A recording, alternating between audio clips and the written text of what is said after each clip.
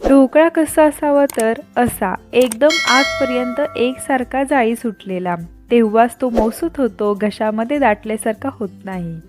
तर जाळीदार ढोकळ्याच्या टिप्स मी आज सांगणार आहे, त्यामुळे व्हिडिओला एक लाईक नक्की करा. ढोकळा करत असताना प्रमाण चुकलं किंवा नीट फेटला गेला नाही, सगळं साहित्य नीट मिसळलं गेलं नाही तर ढोकळा नीट फुगणार नाही, नाहीतर मध्येच कच्चा राहील किंवा त्यामध्ये लाल पॅचेस येतात. अशी बरीच कारणं आहेत. नमस्कार, मी सुचिताज किचन अँड लाईफस्टाईल या यूट्यूब चॅनलमध्ये तुम्हा सर्वांचे मी मनपूर्वक स्वागत करते.